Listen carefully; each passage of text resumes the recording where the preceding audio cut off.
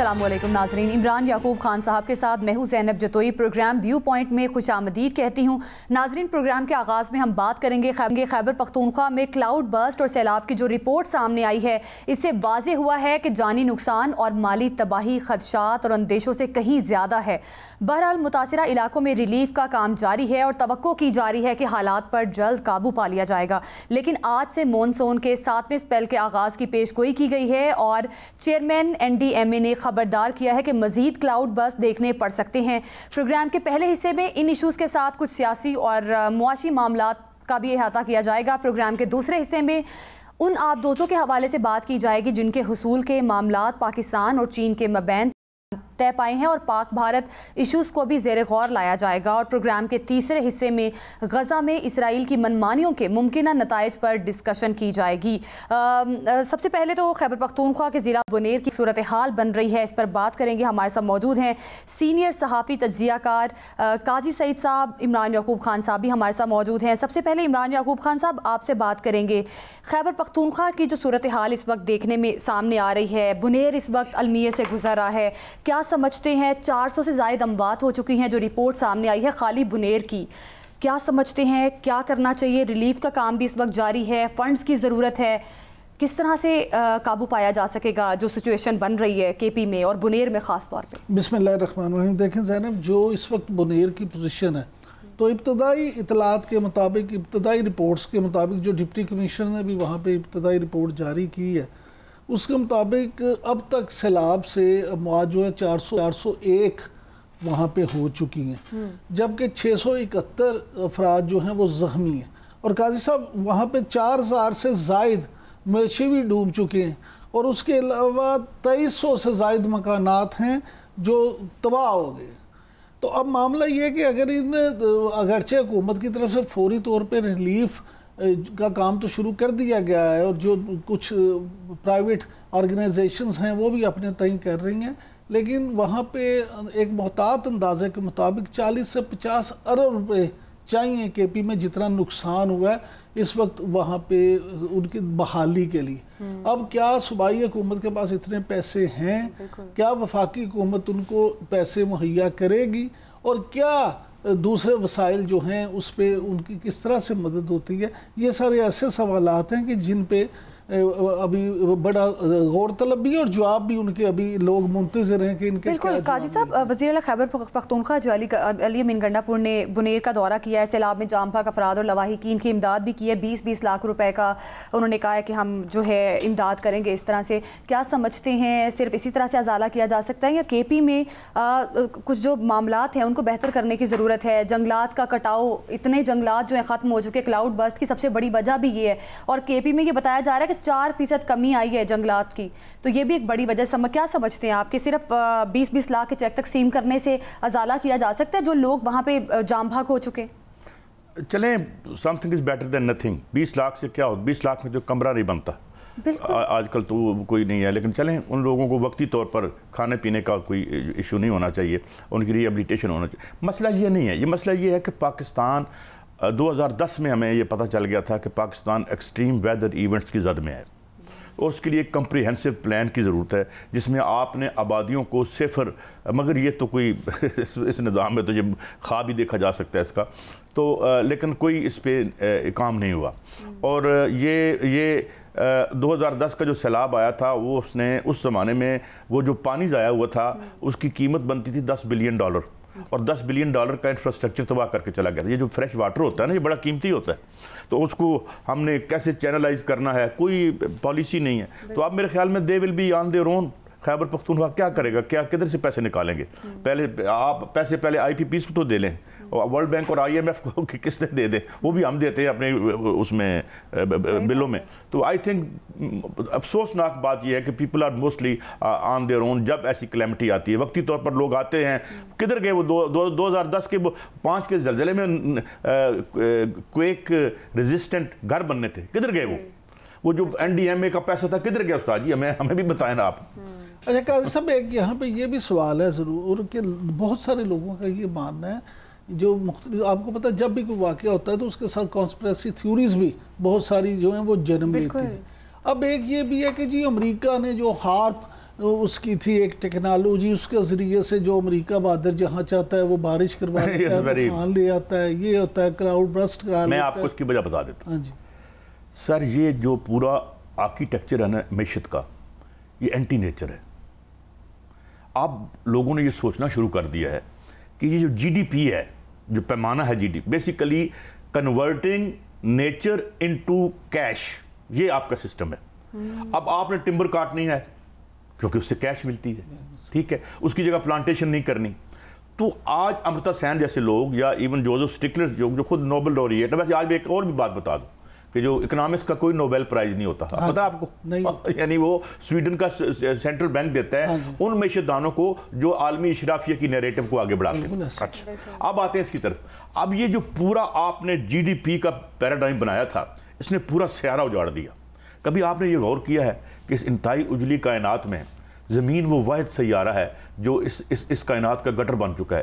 یہاں سے ہی ozone layer پھٹتی ہے، یہاں کسی اور سیارے سے کچھ چلے کبھی کبھی شہاب ثاقب گر پڑتے ہیں شاید یا ہو جائیں، لیکن یہ سیارہ ہم نے اس کو جو ہے اس جی ڈی پی کا جو یہ ہے، اور یہ اب اس پہ اکانومسٹ یہاں تک انہوں نے کہہ دیا ہے کہ جی ڈی پی کوئی اشاریہ یا کوئی ایسی چیز نہیں ہے جو انسانوں کی کیفیت یا ترقی کو ماپ سکے، بلکہ عین ضد ہے۔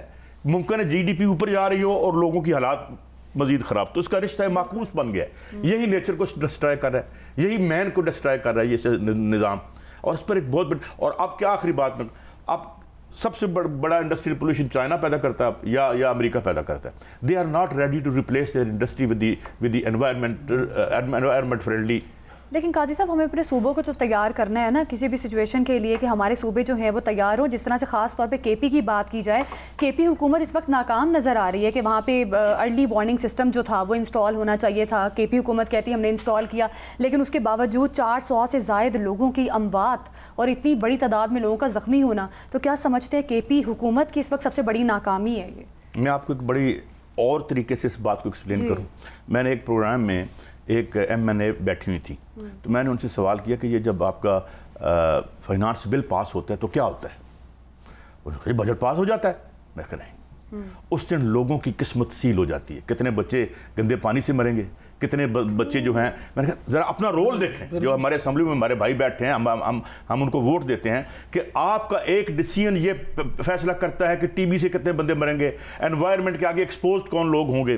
دیکھیں نا، یہ اب آپ دیکھیں کہ آخری بجٹ جو تھا 1970 71 یا 72 کا تھا، جو ڈاکٹر مبشر جو کہ جس میں کہ 30 سے 40% پیسہ عوام کے لیے رکھا گیا تھا۔ اب مجھے بتائیں ہیلتھ پہ کتنا خرچ ہوتا ہے، آپ کی سیفٹی پہ کتنے پیسے ایلوکیٹ ہوتے ہیں جو آپ کی جیب سے جا رہے ہیں۔ آپ نے یہ پینسل خریدی ہے نا، تو اس میں بھی آپ نے 18% ٹیکس دیا ہے۔ بالکل، تو یہ کیا اب جب یہ دیکھیں قاضی صاحب، دیکھیں آپ کی جو بات ہے یہ ٹھیک ہے، لیکن 2-3 چیزیں ہمیں اس پہ ضرور دیکھنا ہوں گی۔ پہلی بات تو یہ کہ چیئرمین این ڈی ایم میں جو ہیں وہ تو ابھی بھی کہہ رہے ہیں کہ مزید کلاؤڈ برسٹ جو ہیں وہ ہو سکتے ہیں، ان کا خطرہ موجود ہے۔ اچھا، اب جو لوگ یہ کہتے ہیں کہ جی یہ فلاں وجہ سے ہو گیا، فلاں وجہ سے ہو گیا، لیکن دنیا میں اگر آپ دیکھیں تو آج تک جو ریکارڈڈ ہیں اس میں سب سے جو خوفناک کلاؤڈ برسٹ ہوا ہے وہ 1952 میں ہوا تھا جی، اور وہ ہوا بھی کہاں تھا؟ وہ ہوا تھا ری یونین جو ہے وہ انڈین اوشن میں ایک جزیرہ ہے جہاں ہوا تھا، اور آپ کی اطلاع کی عرض ہے کہ 24 گھنٹے میں قاضی صاحب 73.62 انچز، ملی میٹر نہیں، 73.62 انچز وہاں پہ بارش ہوئی تھی، جو کہ 1870 ملی میٹر بنتی ہے۔ آپ اندازہ لگا لیں کہ جہاں 40 ملی میٹر ہو جائے عذاب بن جاتا ہے، تو جہاں 1870 ملی میٹر بارش ہوئی وہاں پہ کیا حال ہوگا؟ تو دیکھنا یہ ہے قاضی صاحب، میرا سوال جو میں آپ سے جاننا چاہتا ہوں اس میں کہ دیکھیں اس جزیرے پہ تو کوئی نہ کوئی کٹنگ ہو رہی تھی، نہ کوئی چیزیں ہو رہی تھی، نہ کوئی انڈسٹری تھی۔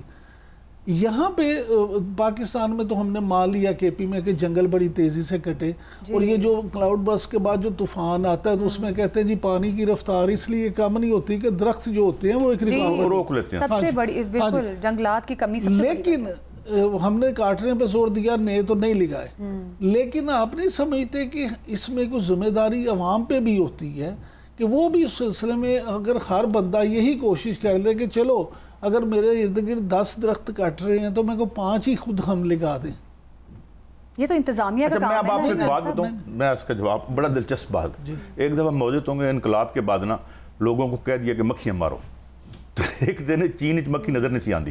یہ جو آپ کی لیڈرشپ ہوتی ہے، مثال ذمہ داری وہاں ہوتی ہے جہاں اختیار ہو. ایک میرے پاس اتنا اختیار ہوگا کہ میں اپنے گھر کے باہر ایک درخت لگا سکوں گا، لیکن ایک پالیسی جو ہے وہ تو سرکار کو دینی پڑے گی. اب سرکار جو ہے اس کے بارے میں کسی نے ٹھیک کہا تھا کہ it has become a committee to run the affairs of rich and mighty. آپس میں لڑی جا رہے ہوتے ہیں، کبھی ادھر چلے جاتے ہیں جہانگیر ترین صاحب، کبھی ادھر چلے جاتے ہیں، ایک وہی لوگ ہیں نا. تو اس لیے میرے خیال میں سرکار کو پالیسیاں وضع کرنی چاہیے. یہاں دیکھیں ہاؤسنگ جو ہے اس وقت پاکستان میں کوئی تقریباً 11 ملین مکانوں کی کمی ہے. 11 ملین مکان ہمیں اور چاہیے. تو آبادیوں کو جو ہے وہ آپ لے کے جائیں، انہیں جدید سہولیات دیں. یہ جو پرانا لاہور ہے ابھی تک زندگی وہیں رینگ رہی ہے، ابھی تک وہ گدوں میں سامان اندر جا رہا ہوتا ہے. اس لیے تو ہمیں میوزیم بنا دینا چاہیے. اور لوگ جو ہے وہ تو میرے خیال میں چونکہ عوام آپ کا نہیں ہے نا پوائنٹ آف ریفرنس، تو جو پھر پیسہ سارا اوپر ٹرکل ڈاؤن نہیں ہو رہا. ٹرکل ڈاؤن، یہ تو میں دو باتیں کر رہا ہوں جو آج کے ڈسکورس سے غائب ہے. G D P growth anti people, trickle down ککھ نہیں ہوا، سارا مال اوپر اڑ گیا. ٹھیک ہے جی، آپ جو لسٹیں نکل رہی ہیں پتہ نہیں 500 اور کتنے لوگوں کی ہے آپ کے سامنے ہی ہے. تو یہ سارا آوے کعوہ بگڑا ہوا ہے جسے درست کریں. بالکل قاضی صاحب بالکل درست بات کہی آپ نے. آوے کعوہ جو ہے وہ بگڑا ہوا ہے اس وقت. ایک طرف تو سیلاب کی تباہ کاریاں ہیں، پاکستان اتنے بڑے مسئلے سے دوچار ہے. عمران صاحب، ہمارے چین کے ساتھ تعلقات جو ہیں وہ کافی بہتر ہوتے جا رہے ہیں. بڑے ٹیکسٹائل کاروباری اداروں میں شامل چیلنج ٹیکسٹائل گروپ پنجاب میں $15 کروڑ سرمایہ کاری کرے گا اور پاکستان کی سب سے بڑی ایڈوانس ٹیکسٹائل مل لگائے گا. اس پروجیکٹ کا سالانہ $100 ملین سے زائد برآمدات جو ہیں وہ متوقع ہیں. کس طرح سے سمجھتے ہیں کہ پنجاب میں بڑھتی ہوئی سرمایہ کاری کتنی معاونت جو ہے وہ پاکستان کے لیے کرے گی اور پاکستان کس قدر آپ کو آگے بڑھتا ہوا نظر آ رہا ہے؟ دیکھیں زینب، پاکستان کے جو چین کے تعلقات ہیں نا وہ ہمیشہ سے بڑے اچھے ہیں. اور جب سی پیک ہوا تھا، اگر سی پیک پہ اس کی اثر روح کے مطابق کام ہو جاتا تو آج یہاں پہ اس روٹ پہ کم سے کم 2 انڈسٹریل سٹیز بننے تھے جہاں پہ اربوں ڈالر کی سرمایہ کاری ہونی تھی. اور یہاں پہ نہ صرف یہاں سے چیزیں ایکسپورٹ ہونا تھی بلکہ بہت ساری چیزیں اب تک وہاں پہ لاکھوں لوگوں کے لیے روزگار کے مواقع بھی پیدا ہونے تھے. اور پھر گوادر کی بندرگاہ سے لے کے تو چین کی سرحد تک جتنا راستے میں جو فیولنگ ہونی تھی، جو لوگوں نے رکنا تھا، کھانا پینا تھا، اس کا جو تخمینہ الگ تھا. لیکن انفارچونیٹلی ہوا یہ کہ مختلف حکومتوں میں، خاص طور پہ پاکستان تحریک انصاف کی حکومت میں، اس پروجیکٹ کو بالکل ہی ٹھپ کر دیا گیا، جس کا نتیجہ یہ نکلا کہ بہت ساری چیزیں رک گئی. معاملہ یہ ہے کہ اب بھی یہ جو آپ نے ذکر کیا نا ٹیکسٹائل مل کا، یہ تو ایک ہے. میرا ایک ذاتی دوست ہے جو میں آپ کو بتاتا ہوں کہ یہاں موٹر وے پہ 100 ایکڑ جگہ ان کو ہوئی. اور قاضی صاحب، پاکستان کی سب سے بڑی پیپر مل پاکستان کی سب سے بڑی، وہ یہاں پہ لگنا تھی. ان کو ساری ورکنگ ہو گئی. چین کی سرمایہ کاری تھی، چین ٹیکنالوجی لے کے آ رہا تھا، لیکن اس کے بعد جب حالات خراب ہوئے تو وہ انویسٹر بھاگ گئے. اسی طرح سے بہت سارے لوگ ہیں.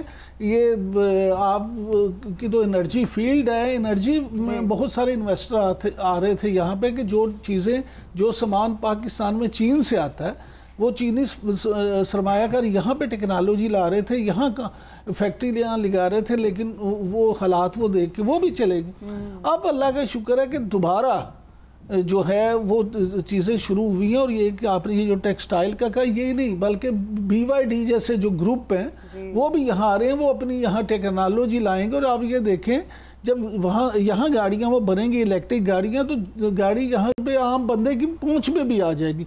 BYD نے تو امریکہ میں ٹیسلا کو اڑا کے رکھ دیا اور پوری دنیا میں دیکھیں وہ کیا تبدیلیاں لے کے آئے ہیں. تو یہاں بھی اگر اس طرح کے مواقع آئیں گے تو آپ دیکھیں گے کہ انشاءاللہ تعالی ہمارے ہاں نہ صرف یہ کہ معاشی ترقی ہوگی بلکہ لوگوں کے لیے روزگار کے بے شمار مواقع. بالکل، روزگار کے بہت بڑے بڑے مواقع جو ہے پیدا کیے جا رہے ہیں. قاضی صاحب، آپ کیا کہیں گے؟ ہمارے ملٹری ٹائز جو ہیں بیجنگ کے ساتھ بہت اچھے ہو رہے ہیں. ایک طرف ہماری کاروباری شراکت داری چائنا کے ساتھ اتنی اچھی ہو رہی ہے. ابھی EV مینوفیکچرنگ پلانٹ بھی پنجاب میں آ رہا ہے چائنا کا. کیا سمجھتے ہیں کس طرح سے فائدہ اٹھایا جا سکتا ہے اس کا، اور آگے جا کے پاکستان کے لیے کتنا سود مند ثابت ہوگا؟ دیکھیں، چائنا کی خاص طور پر یہ جو اس وار کے بعد پورا پاکستان کا ایک تصور بدل گیا ہے. ایک تو جو عقومن اور ایکسپرٹیز تھی ہمارے جو پائلٹس تھے یا فوجی تھے وہ ڈیمونسٹریٹ ہوئی. اور چین کا سٹیٹس بھی ہم نے بدل دیا.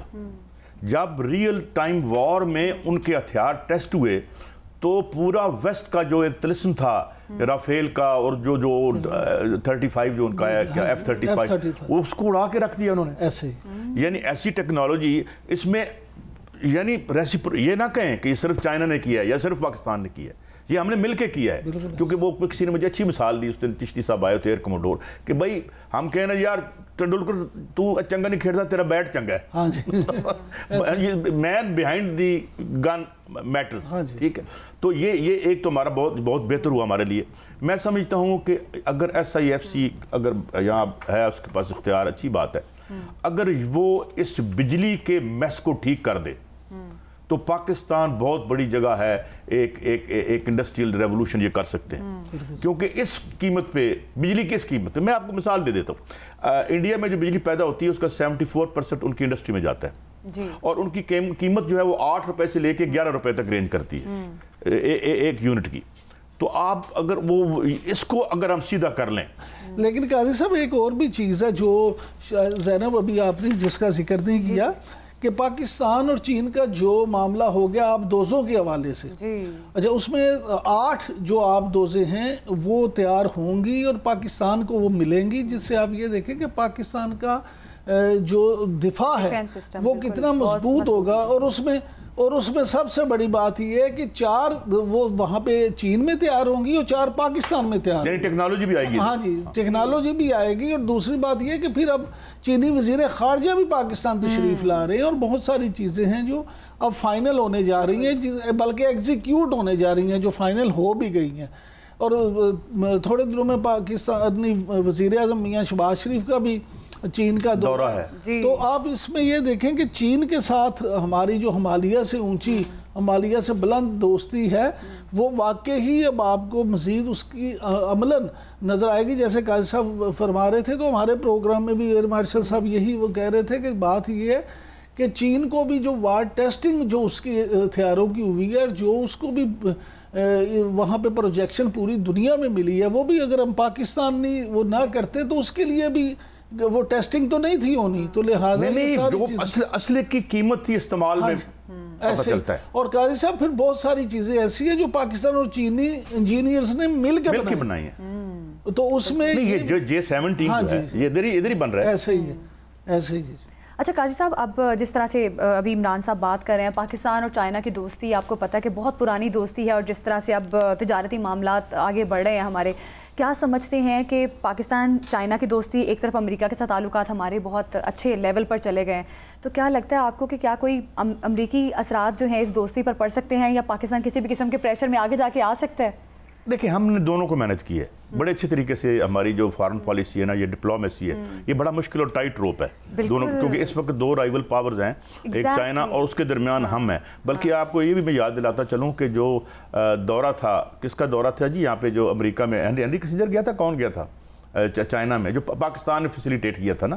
اور تو یہ برج پاکستان نے بنایا تھا ان کے درمیان.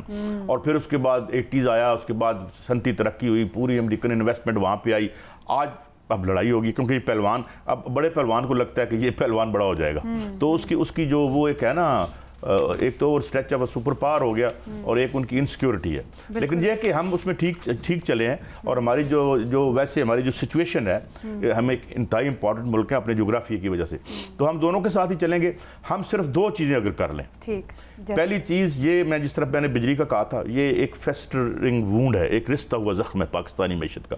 اور دوسرا ڈیٹ, یہ جو ہمارے اوپر ڈیٹ کا, یہ اگر چیزیں پاکستان مینج کر لے, کوئی بھی کرے اس کو, مجھے اب کوئی نہیں اس سے کوئی جمہوریت کا بخار ہمیں اتر گیا ہے. اب کسی دن اس پہ آپ شو کریں گے کہ جو لبرل ڈیموکریسی ہے اس کا تو برکس ہر جگہ نکل گیا ہے. بالکل یقینی طور پہ پاکستان جو ہے اس طریقے سے اور بڑے بہتر انداز میں آگے لے کر چل سکتا ہے, اور پاکستان کو پتہ ہے کہ چین اور امریکہ میں توازن کیسے قائم رکھنا ہے. ابھی وقت ہوا ہے بریک کا, بریک کے بعد بات کریں گے پاکستان کا چین سے نئی آبدوزوں کا حصول جو ہے وہ آگے بنتا ہوا نظر آ رہا ہے, اس پر بات کریں گے. Stay with us.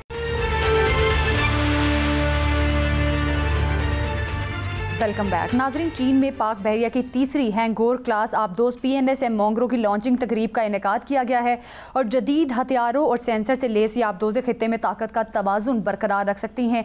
इस मामले पर बात करेंगे। हमारे साथ मौजूद हैं ब्रिगेडियर रिटायर्ड मसूद अहमद खान, जो कि दिफाई तज्जियाकार हैं।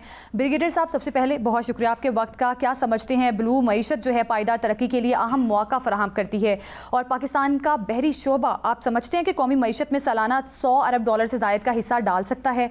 इस पर आपकी क्या राय है? जी हाँ, बिल्कुल देखें कि अगर आपका मोस्ट इम्पोर्टेंटली आपकी नेवी इम्पोर्टेंट है, फिर आपकी मैरीटाइम सिक्योरिटी के लिए इम्पोर्टेंस है, देन आपके एक्सप्रेस इकोनॉमिक जोन है, उसको डिफेंड करना होता है।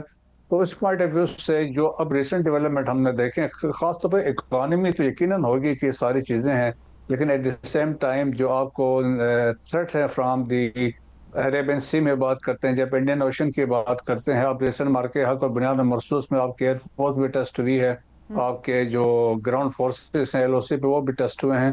तो अब लाइकली चांसेस है, आल्दो हमारी नेवी वाज रेडी और अपने एक्टिव मोड में अवेलेबल थी, तो अब फ्यूचर में ये हो सकता है जब इंडक्शन होगी इन PNS हैंगोर की, इनके बनने हैं 8 बनने, 4 पाकिस्तान में है, 4 चाइना में है, और इनमें से 2 की डिलीवरी हो चुकी है, तीसरी की लॉन्चिंग हो चुकी है।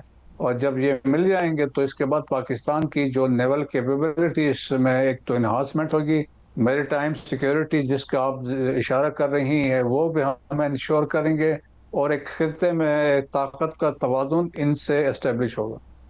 ब्रिगेडियर साहब, कहते हैं कि ये आप दोसे जो हैं ये जदीद हथियारों सेंसर से लेस हैं, थोड़ा सा बताएंगे कि कौन कौन से हथियार और सेंसर से हमें क्या फ़ायदा हो सकता है? देखें जी, इसकी भी एक हिस्ट्री है। अगर देखें कि ये PNS हैंगोर ये पहले भी 1971 वार में इस नाम से पहले भी हमारे एक सबमरीन था यहाँ पे। हैंगोर बेसिकली ये सिंधी ज़बान का लफ्ज़ है जिसका मतलब है शार्क। इसका मतलब है ये लीथल है, और इसका जो है कि वेपन सिस्टम इसमें बेहतरीन होता है। अब जो आपने जिसकी बात की है, जो लेटेस्ट अब PNS हैंगोर अब जो इंट्रोड्यूस करवा रहे हैं, इसमें यह है कि देखें इसमें भी लेटेस्ट वेपन्स है, वेपन और एडवांस रडार सिस्टम्स है और वेपन सिस्टम है। जिस तरीके से आप देखें चाइना बना रहा है, चाइना से हम टेक्नोलॉजी भी लेंगे, सब्सिक्वेंटली जो पाकिस्तान में हम बनेंगे तो यहाँ पे ट्रांसफर ऑफ टेक्नोलॉजी होगी। जिस तरह आपने देखें J-10C जब अपीयर हुए तो वो भी चाइनीज टेक्नोलॉजी थी, JF-17 जॉइंट पाकिस्तान का है, तो वो है टेक्नोलॉजी। सो इसमें यह है कि सिंस अभी तक ये ट्रायल्स में तो नहीं हो सके, लेकिन ये है कि लेटेस्ट इसमें टेक्नोलॉजी है, एडवांस सेंसर्स है, और इसके बाद जो वेपन सिस्टम है और टेक्नोलॉजी है वो लेटेस्ट है। ठीक है, बड़ी ज़बरदस्त इंडक्शन की गई है। काजी साहब, आप भी कुछ सवाल करना चाहते हैं? जी ब्रिगेडियर साहब, एक तो हमारा जो जाहिर है नंबर्स में तो हम कम है, छोटा मुल्क है, हम 24 करोड़ के हैं, वो 1 अरब 40 करोड़। ये एक तो हमारा पावर का बैलेंस क्या है नेवी में, और ये इनके आने से हम किस हद तक, और क्या इंडिया कोई बहरी बेड़ा भी बना रहा है, या इस खबर के बारे में आपके पास क्या इत्तलात हैं ब्रिगेडियर साहब? देखें, उनके पास तो काजी साहब पहले से ही उनके पास बहरी बेड़ा है, लेकिन आपको याद हो अब ये मार्के हक के दौरान वो बहरी बेड़ा मूव करके आया था अरेबियन सी के नज़दीक, तो हमारे वहाँ पे जो सबमरीन्स एक्टिव हुए थे उन्होंने डिटेक्ट कर लिया था। तो जब उनको सिग्नल्स मिले कि सबमरीन्स आ गए तो वो वहाँ से भाग गए थे।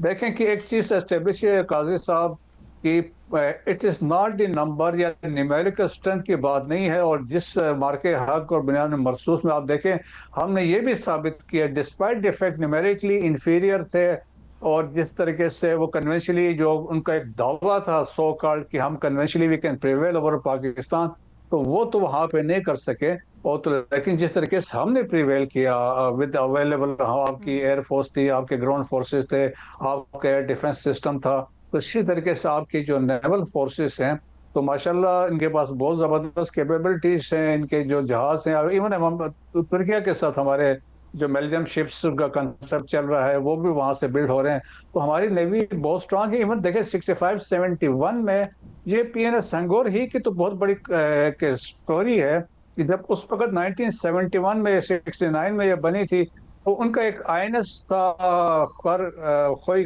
करी, उस पर इन्होंने को टारगेट किया था, वो सिंक कर गया था और उसमें कोई 200 के करीब बंदे मारे गए थे।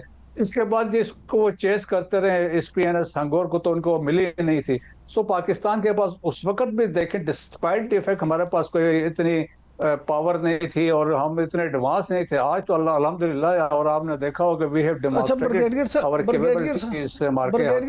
ब्रिगेडियर साहब, मार्के हक और बयानुल मरसूस की अगर बात करें तो पहले प्रेसिडेंट ट्रंप भी कई दफ़ा कह चुके हैं कि हमारे पास वीडियोस मौजूद हैं इंडियन तैयारे गिरने की। आज हमारे जो दाखिला हैं मोहसिन नकवी साहब, उन्होंने भी कहा है कि हमारे पास वीडियोस और पिक्चर्स मौजूद हैं जो 6 तैयारे हमने गिराए हैं। तो ये इंडिया जो है अब उसको कोई तसल्ली हो जाएगी या फिर अभी भी उनका झूठ जो है वो जारी रहेगा? तसल्ली उनको पहले ही हो चुकी है इमरान साहब। अभी तो देखें कि जो स्टेटमेंट उनके एयर चीफ ने दी और इसके बाद बेंगलोर में जाके और इसके बाद वो बेस करके वहाँ मिनिस्ट्री ऑफ डिफेंस ने एक प्रेस रिलीज इश्यू किया था, उसमें there was no mention of ये जहाज़ों का जिक्र नहीं था।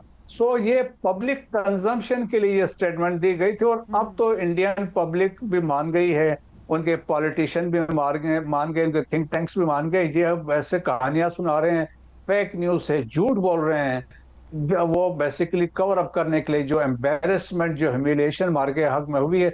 देखें कि अगर हुए हैं तो सबूत लाए। देखें दुनिया में बात है कि भारत अपनी एम्बेरसमेंट छुपाने के लिए किसी भी लेवल पर जा सकता है। ये भी बताइएगा कि चीनी वजीर खारिजा जो हैं वो भारत के दौरे पर जा रहे हैं, उसके बाद वो पाकिस्तान भी आएंगे। इन दौरों की क्या अहमियत आप समझते हैं और क्या मकासद आप समझते हैं कि इन दौरों के पीछे हैं? देखिए, एक तो ये है कि ये सिग्नलिंग है यूनाइटेड स्टेट्स को, आल्दो कि हम पहले अजीत डोवल गए थे, इसके बाद उनके जो प्राइम मिनिस्टर जा रहे हैं। तो असल में एक तो ये है कि ये जो बॉर्डर्स की जो लाइन ऑफ एक्चुअल कंट्रोल की बातचीत चल रही थी, ये उस सिलसिले में एक कनेक्टिविटी है। This will be the 24th round of talks जो होगी, बातचीत होगी, जिसमें वांग यी जो आके उस पर बात करेंगे। लेकिन ये एक चीज़ वाज़ेह है, देखें कि चाइना जो है, चाइना का फोकस, आपने कभी चाइना को नहीं देखा होगा इररिस्पॉन्सिबल स्टेटमेंट देते हुए, ओवर रिएक्टिव वो कभी नहीं होते, उनका फोकस अपनी इकोनॉमी पे है। तो लेकिन ये है कि उन्होंने बड़ी चीज़ें इस दौरे में भी वाज़ेह करेंगे। अरुणाचल प्रदेश में उन्होंने कहा जो साउथ तिब्बत है उसमें वो कोई कंप्रोमाइज़ करने को तैयार नहीं है, और जिस तरीके से लाइन ऑफ एक्चुअल कंट्रोल है गलवान में आके वो बैठे हुए, तो वहाँ पर उस पर कोई कंप्रोमाइज़ नहीं। वो 2500 स्क्वायर किलोमीटर उन्होंने कैप्चर किया हुआ है। और मोस्ट इम्पॉर्टेंटली जो बड़ा सीरियस चाइनीज़ के लिए है, दैट इज़ द सक्सेशन जो दलाई लामा की होने वाली है। तो उस पे चाइना ने कहा है जो होगा तो तिब्बत से होगा और हम डिसाइड करेंगे, दैट विल इंडिया नहीं होगा। तो ये चीज़ें उस बातचीत में आएंगी। बाकी इंडिया की सिग्नलिंग है टू यूनाइटेड स्टेट्स कि हम अगर आप नहीं करेंगे तो हम इस तरफ जा सकते हैं, लेकिन ये है इंडिया के लिए अदरवाइज मुश्किलात है। चाइनीज़ ने कोई कंप्रोमाइज़ नहीं करना है, लेकिन ये है कि इंडिया की कोशिश ये है कि एक बैलेंस आउट करने की कोशिश में लगे हुए हैं, क्योंकि अमेरिका से तो बिल्कुल आउट हो गए हैं। तो एट द सेम टाइम वो रशिया से भी मेंटेन करना चाह रहे हैं और चाइना के साथ भी मेंटेन करना चाह रहे हैं बातचीत और ताल्लुकात। इंडिया कामयाब हो जाएगा बैलेंस करने में चाइना के साथ? मैं ब्रिगेडियर साहब, मैं आपसे ये बात को जरा आपसे गाइडेंस लेते हैं। अब जाहिर है इंडिया पुश हो रहा है इस ब्लॉक की तरफ, और ये जो दौरे भी कर रहे हैं और उधर से तो उन्हें जवाब हो गया। तो किस तरह, मंडी तो बहुत बड़ी है और ऑलरेडी मेरे ख्याल में $125 बिलियन का जो है वो ट्रेड उनका है आपस में, चाइना और इंडिया का। तो क्या इससे कोई पॉजिटिव भी बात निकल सकती है कि हमारे भी ताल्लुकात उनसे दुरुस्त हों? अगर वो ब्रिक्स में आ रहे हैं और हम भी जाते हैं उधर, तो एक मुल्क के लोगों के लिए काम करने बजाय इसके कि हम अपने वसाइल जंगों में झोंकते रहें, इसकी भी कोई उम्मीद रखी जा सकती है ब्रिगेडियर साहब? काजी साहब, बिल्कुल ऐसा हो ही सकता है। देखें, इससे जब चाइनीज के साथ बात होगी तो यकीनन एजेंडा में पाकिस्तान भी शामिल होगा, पाकिस्तान की रिक्वायरमेंट भी उसमें बातचीत होगी, डिमांड की बातचीत होगी, और चाइनीज यकीनन यही कहेंगे कि हम खित्ते में अमन चाहते हैं, पीस एंड स्टेबिलिटी चाहते हैं, जिस तरह उन्होंने अफगानिस्तान को कहा है कि पीस एंड स्टेबिलिटी हो, आपके तामीर और तरक्की। लेवल पे बहुत सारी चीज़ें होंगी और फ्रिक्वेंट जो हमारे रिसेंट विजिट्स हुए हैं, देखिए एकदम ये विजिट्स होते नहीं हैं, इसके बड़ी प्लानिंग होती है। यकीनन हमारी भी इनपुट शामिल होगी, और चाइनीज़ आपको पता है कि आपका जो टाइम टेस्टेड फ्रेंड है वो आपको यकीनन जो आपका जो चीज़ होगी जो आपके फेवर में होगी उसमें वो यकीनन वो आपको सपोर्ट करेंगे। और हमने इंटरनेशनल फोरम्स में भी देखा है, रीजनल एस्केलेशन में देखा है, इंडस वाटर ट्रीटी में भी उनका स्टैंड हमने देखा है। तो इंडियंस भी समझते हैं, और अब इंडियन थिंक टैंक्स भी कहते हैं ना, अगर फ्यूचर में आप सुदर्शन चक्र भी बना ले, जो मर्जी कर रहे हैं, उन्होंने कहा चाइना ने पाकिस्तान को सपोर्ट करना, वो भी फेल हो जाएंगे।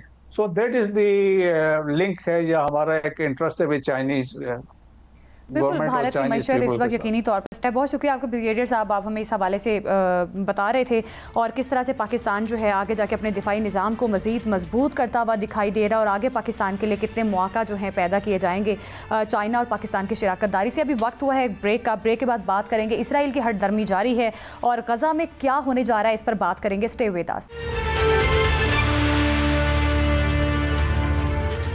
Welcome back. पाकिस्तान ने जबरी इनखला जो है गज़ा के लोगों का, उसकी शदीद मज़म्मत की है। पाकिस्तान ने काबिज़ इसराइल के नाम नहाद ग्रेटर इसराइल के क़याम और गज़ा से फ़लस्तीनियों और अवाम की ज़बरदस्ती बेदखली के अज़ाइम पर कहा है कि ये बयानात जो हैं इसकी हम शदीद मज़म्मत करते हैं और पाकिस्तान जो है गज़ा के साथ खड़ा है। हमारे साथ इमरान याकूब खान काजी सईद साहब हमारे साथ मौजूद हैं, इस टॉपिक पर भी उनसे बात करेंगे। सबसे पहले इमरान याकूब साहब, जिस तरह से जो गज़ा में हालात बन रहे हैं, एक तरफ तो खुराक की इमदाद रोकी जा रही है, दूसरी तरफ जो मंसूबा था इसराइल का कि गज़ा के लोगों को ट्रांसफ़र किया जाएगा मुख्तलिफ मुल्कों में और गज़ा पर कब्ज़ा कर लिया जाएगा, क्या समझते हैं गज़ा पर कब्ज़ा करना इतना आसान है? और जो आलमी बरादरी की तरफ से प्रेशर आ रहा है, ऐसे में ये मुमकिन हो सकता है कि इसराइल गज़ा पर कब्ज़ा कर ले? देखें ज़ैनब, बात ये है कि बात सिर्फ ना ये बातों में प्रेशर है, अमलन आलमी बरादरी क्या कर रही है, आलमी इदारे क्या कर रहे हैं। देखिए यूनिसेफ की जो ताज़ा तरीन रिपोर्ट आई है उसके मुताबिक आज सब 50,000 बच्चे या शहीद हो चुके हैं या ज़ख्मी हुए हैं। अब मुझे ये बताएं कि फ़लस्तीन में सिर्फ बच्चों की अगर तादाद 50,000 है तो औरतें उसके अलावा हैं, जवान उसके अलावा हैं, बूढ़े उसके अलावा हैं। वहाँ रोज़ाना की बुनियाद पे शहादतें हो रही हैं, फाके का शिकार हैं लोग, लोगों के पास खाने को कुछ नहीं है, पीने को पानी तक नहीं है। तो हम यहाँ बैठ के ये कहते हैं जी आलमी इदारे झक मार रहे हैं, कुछ नहीं कर रहे। और ये भी हम जो कहते हैं जी हमने मजम्मती बयान जारी कर दिए, हमने मजम्मत कर दी, देखें क्या इसका फ़ायदा क्या हो रहा है, फ़लस्तीनियों को इससे क्या फ़ायदा हो रहा है। ये OIC जो है ना, वो मैं तो समझता हूँ कि वो सिर्फ अब रह गया OIC। अमलन देखें कहाँ उम्मा है, कहाँ OIC है। अमलन अगर ये 57 मुल्क जो है मिल जाएं और एक दफ़ा कह दे कि भाई ये तुम्हारा बाइकाट है, तो हो सकता है कभी कि इसराइल बाज ना आए या अमेरिका बहादुर उसे बाज ना करे। लेकिन हम लोग भी शायद बातों पे ज़्यादा यकीन करते हैं, अमलन कुछ करना नहीं चाहते। साहब, आलमी बरादरी की तरफ से इतना प्रेशर आ रहा है, जिस तरह से खुराक की और इमदादी सरगर्मियाँ वहाँ पे रोकी जा रही हैं, 27 यूरोपीय ममालिक हैं, उनकी जानिब से इस पर बड़ी तनकीद की गई है कि खुराक क्यों नहीं वहाँ पर पहुँच रही। तो क्या समझते हैं कि आलमी बरादरी की तरफ से इतना प्रेशर आना और फिर भी वहाँ पर इमदाद का ना पहुँचना, क्या इसराइल इतना मजबूत है? देखें, एक तो देखें अब अवाम एक तरफ है यूरोप की, और हुकूमतें दूसरी तरफ है। अगर आप देखें तो जितने बड़े प्रोटेस्ट हमने यूरोप में देखे हैं, बल्कि एक पार्टी में जो एक नई पार्टी बनी है, ये वो अहद है जिसमें बड़ी पार्टियां छोटी और छोटी बड़ी हो रही हैं। बस ये इससे पहले हमने सायरज़ा को देखा था यूनान में। अब ये जो दूसरा बड़ा एजेंडा है जेरेमी कोर्बिन का, जो वो पार्टी इतनी तेज़ी से मकबूल हो रही है कि लेबर को तो खा गई, और उसमें 2-3 और चीज़ें हैं, और साथ उसमें गज़ा और फ़लस्तीन का इशू भी है। तो ये है उसमें तब्दील, आम लोग जो हैं इससे बड़ी तब्दीलियों का ये ऐद है। ये सारी पार्टियां ख़तरे में है, रवायती पार्टियां। हमारे मुल्क में भी जो हुआ, वो जो एकदम से पॉपुलैरिटी हमने देखी एक पार्टी की, उसकी वजह भी एक रिएक्शन ही था। तो इसलिए रिएक्शन आ रहा है हर तरफ, लेकिन ये कि ये हुकूमतें कुछ नहीं करेंगी और फतह भी नहीं कर सकती। बिल्कुल। इमरान साहब, अब आगे का क्या समझते हैं? लाहे अमल मिस्र में हमास के जो मुज़ाकरातकार थे, उन्होंने कुछ नरमी का जो है वो इंदिया दिया है, और फिर भी इसराइल की जानिब से कहा जा रहा है कि एक जामे डील होनी चाहिए और यरगमालियों की रिहाई, हमास को गैर मुसल्लह किया जाए। ज़ैनब देखें, मिस्र से, लिबनान से, शाम से कुछ नहीं होना। सबसे देखिए सबसे अच्छी अगर पॉलिसी है, या मैं समझता हूँ कि सबसे अच्छा इसमें किरदार अदा किया तो हमारे field marshal general Asim Munir साहब ने अदा किया। क्योंकि करना किसने? अमेरिका ने। और अमेरिका बहादुर से, प्रेसिडेंट ट्रंप से बात कौन कर रहा है? जाके हमारे जो फील्ड मार्शल हैं। फील्ड मार्शल का किरदार आप देखें कि उसी वजह से انہوں نے پریزیڈنٹ ٹرمپ کو بھی باور کرایا کہ یہ معاملے کو حل کرائیں. پریزیڈنٹ ٹرمپ جو ہے، ٹرمپ صاحب کو تو نوبیل امن انعام دینے کی باتیں بھی ہو رہی ہیں. کیا سمجھتے ہیں ٹرمپ صاحب کی یہ اہلیت ہے کہ ان کو نوبیل امن انعام بھی دیا جائے؟ اگر پریزیڈنٹ ٹرمپ نے یہ کام کروا دیا تو ان کو نوبیل انعام مل جائے گا. اور یہ دیکھیں کہ اگر کروا دیا، ہاں جی، اگر یہ کروا دیا تو مل جائے گا. اور میں سمجھتا ہوں کہ ٹرمپ پوری کوشش کریں گے کہ وہ یہ کام کروا دیں تاکہ انہیں نوبیل انعام مل سکے. اور یہ چیز دیکھیں اسی طرح سے ہوگی جب امریکہ بہادر اسرائیل کو مجبور کرے گا، اسرائیل کے سر پہ ڈنڈا مارے گا تو پھر وہ کرے گا. اسرائیل نے محبت سے یہ کام نہیں کرنا. اس کو جب خوف ہوگا، کیونکہ عزیز صاحب کسی خوف سے تو وہ مان سکتا ہے. آپ سمجھتے ہیں کہ صرف اپیلوں سے وہ مانے گا؟ نا. ایون تل ابیب کی بات کی جائے، وہاں پہ بھی اتنے مظاہرے ہو رہے ہیں نیتن یاہو کے خلاف، اور اس کے باوجود جو ہے یہ پھر نیتن یاہو اسی چیز پر قائم ہے کہ انہوں نے جنگ کرنی ہے. غزہ کے لوگوں کے ساتھ جو کچھ ہو رہا ہے اور غزہ کی پٹی پر قبضہ کرنے کے منصوبے بھی بنائے جا رہے ہیں. تو آپ کیا سمجھتے ہیں کہ امریکہ آخر بیک کر رہا ہے اسرائیل کو؟ تو اسرائیل انٹرنیشنل پریشر آنے کے باوجود بھی وہاں پر اپنے جھگڑے لڑائی جاری ہے. نہیں وہ تو بیک کر رہا ہے، اس کو بیک کر رہا ہے. لیکن پرابلم یہ ہے کہ نیتن یاہو اگر یہ جنگ اور جنگ کی ایمرجنسی بند ہو جائے، ختم ہو جائے، تو وہ اندر ہو جائے گا. اس کے خلاف کیسز ہیں کرپشن کے. اس وقت کیونکہ ایک جنگی یعنی اس نے ایمرجنسی نافذ کر رکھی ہے، جس وجہ سے وہ تو اریسٹ ہو جائے گا، اس کو شامل تفتیش ہونا پڑے گا. تو اس لیے بھی وہ جنگ بند نہیں کر رہا کہ اس کا جو پرسنل ایک سروائیول ہے وہ اسی میں ہے. اس لیے وہ کبھی ایک بانے سے کرے گا نہیں مانے گا. اور چونکہ اس سے پہلے بھی ہم ایک آدھ پرائم منسٹر کو دیکھ چکے ہیں کہ وہ ان کی جیل میں بڑا عرصہ رہے. نام مجھے اولمرٹ تھا غالباً یا کوئی اور تھا، اولمرٹ تھا. تو یہ سب سے بڑی وجہ اس کی یہ ہے. وہاں کے دیکھیں، میں ایک اور بھی بات آپ کو بتا دوں کہ جب مصر کی تحریک چل رہی تھی تو تل ابیب میں لاکھوں لوگ نکل آئے تھے اس کی سپورٹ میں. جب حسنی مبارک کے خلاف تحریک تھی اور انہوں نے پلیک کارڈ اٹھائے ہوئے تھے، walk like an Egyptian, walk like an Egyptian. تو یہ انتہائی ان پاپولر ہے وہاں پہ. دنیا میں ہو کیا گیا؟ کا صاحب معافی چاہتا ہوں آپ کو روکنے کی. اس میں دنیا کی جب آپ بات کرنے لگے تو پلیز ایران کو بھی ضرور شامل کر لیں، کیونکہ نیتن یاہو نے چند دن پہلے یاد ہے آپ کو بیان دیا تھا جس میں ایران کے عوام کو اکسانے کی کوشش کی تھی کہ آئیں یہ وقت ہے رجیم چینج کا، اٹھیں اور اس وقت چینج کریں. یہ وہ اس میں ذرا آپ کیا سمجھتے ہیں؟ دیکھیں رجیم چینج ہوا نا عراق میں، جنت لگتی. عراق جب صدام تھا، میں I am not supporting any لیکن ہر گھر کو ایک باسکٹ ملتی تھی سرکار کی طرف سے، جس میں فروٹ بھی ہوتا تھا، جس میں گروسری بھی ہوتی تھی. سرکار سبسیڈائز کرتی تھی. آج جا کے دیکھیں ان کی حالت، ان کی اور یہ بھی آپ غور فرمائیں کہ جو سفیر تھا، پہلا سفیر مجھے نام ابھی یاد آ جاتا ہے اس کا، وہ قبضے کے بعد تیل کے ٹھیکے کروا رہے تھے. لیبیا کی رجیم چینج میں لیبیا کے عوام کے ساتھ کیا؟ لیبیا میں لوگ روزگار کے لیے جاتے تھے یہاں سے، اور بڑا اعلیٰ معیار زندگی تھا معمر قذافی کے دور میں. تو آپ جہاں جہاں یہ گئے وہاں بربادی. افغانستان کا کیا حال تھا؟ ابھی کسی طرح اس پہ بات کرے گا، پروگرام رکھیے گا 1978 جو 8-10 اپریل کو ریولوشن ہوا تھا نور محمد تراکی کا. تو جب وہ 99 میں نے ایک بات کہی اور آپ کے پروگرام میں بھی کہہ دیتا ہوں، اور کسی نے کہا نا کہ ہم سود کے بڑے خلاف ہیں، تو میں نے کہا دنیا کی تاریخ میں 2 دفعہ سود بند ہوا ہے. ایک دفعہ 1917 کو لینن نے بند کیا تھا، اور دوسری دفعہ 1978 کو نور محمد تراکی نے بند کیا تھا جب یہاں ہے. تو یہ بھی تاریخ کے عجیب ہے. تو بات ہم کچھ اور کر رہے تھے.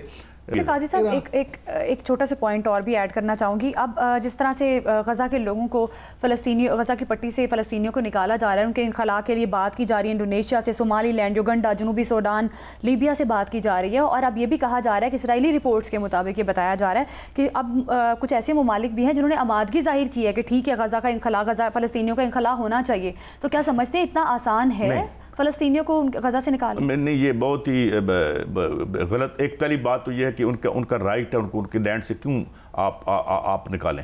اور وہ لڑ رہے ہیں اور ابھی تک لڑ رہے ہیں. دیکھیں نا وہ لیکن قاضی صاحب غزہ کے لوگ تو حماس کے پیچھے ہیں نا. حماس تو اب کمزور پڑ چکا ہے. پرابلم پتہ زینب کیا ہے؟ پتہ کیا ہے؟ مودی صاحب اس لیے جنگ کرتے ہیں کہ ان کے پاس جنگ کے علاوہ عوام کو دینے کے لیے کچھ نہیں ہے. نیتن یاہو کے پاس اپنے عوام کو دینے کے لیے ذرا غزہ اگر ٹھیک ہو جائے تو اسرائیل کا کیا جواز رہ جائے گا؟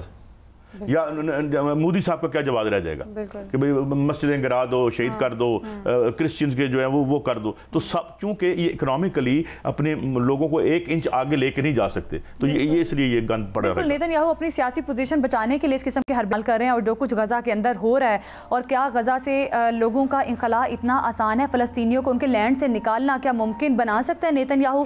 کیونکہ انٹرنیشنلی بھی بہت سارا پریشر جو ہے وہ اس وقت نیتن یاہو پر آ رہا ہے، اور نیتن تل ابیب کے اندر نیتن یاہو کے خلاف جو مظاہرے ہو رہے ہیں وہ ان کی اپنی سیاسی جو آگے لائف ہے وہ اپنی سیاست کے لیے کتنے خطرناک ہو سکتے ہیں. ناظرین، اسی کے ساتھ دیجیے پروگرام سے ہمیں اجازت. اگلے ہفتے پھر ملاقات ہوگی. اللہ حافظ.